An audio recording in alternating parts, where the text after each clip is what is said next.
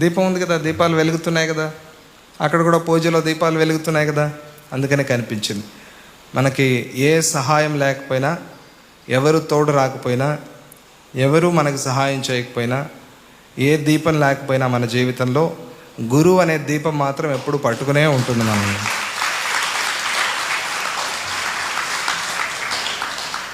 ఆ గురు దీపం ఎప్పటికీ వదలదు మనల్ని. ఆ దీపాలన్నీ ఆరిపోయాయి.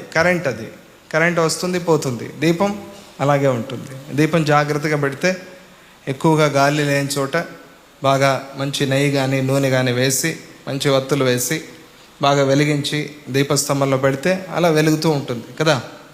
అటువంటి వెలుగు, ఆ వెలుగుని ఇచ్చేది అమ్మవారు. ఆ వెలుగుని మనకు చూపించింది సద్గురు. ఈ రకంగా ఈ ఉపాసన చేయండి, మంచిది అవుతుంది మీకు అని. అందరూ కూడా ఆ భగవంతుడిని పట్టుకోవడానికి ఆయన మన విషయంలో మెచ్చుకోవాలి. వీడు మంచివాడు, ఈ అమ్మాయి మంచిది, వీళ్ళు చాలా బాగా ఉన్నారు, మంచి మార్గంలో ఉన్నారు అని ఆయన మెచ్చుకునేట్టుగా జీవితం సాగించాలి మనం. ఎవరు మెచ్చుక, ఎవరు మనల్ని ఒప్పుకోవాలి, ఎవరు మనల్ని బాగా ఇష్టపడాలి అంటే భగవంతుడు, సద్గురువు మనల్ని ఇష్టపడాలి. అవును, వీడు రైట్, బాగా ఉన్నాడు, మంచి దారిలో నడుస్తున్నాడు, వీడికి నేను మంచి చేయాలి అని భగవంతుడు అందరినీ మంచి చేయాలి అని చూస్తాడు. కానీ ఆయనకి మనకి మధ్య ఒక గోడ ఉంది. ఏమిటి ఆ గోడ? పాపం, పుణ్యం.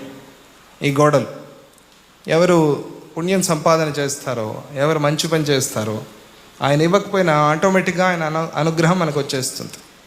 ఆయన నేను వీడికి ఇవ్వాలి అనుకోవాల్సిన పని లేదు, ఆయన ఎప్పుడూ ఇస్తూనే ఉన్నాడు.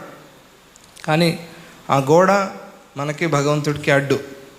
ఆ గోడను తప్పించేసి మనకందరికీ అనుగ్రహాన్ని ఇస్తాడు, మన మీద దయ చూపిస్తాడు, మనకు మంచి మార్గాన్ని చూపిస్తాడు, మంచి చదువుని ఇస్తాడు, మంచి ఉద్యోగాన్ని ఇస్తాడు, మంచి ఆహారాన్ని ఇస్తాడు, మంచి ఆశ్రయాన్ని ఇస్తాడు.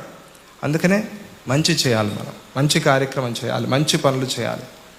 మంచి పనులు ఎట్లా చేయాలి? త్రికరణ శుద్ధిగా చేయాలి.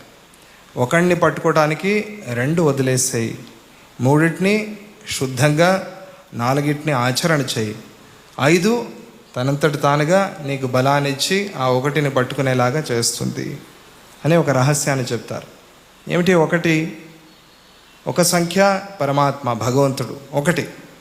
2 నాది నీది, ఈ 2 వదిలేసాయి. రాగద్వేష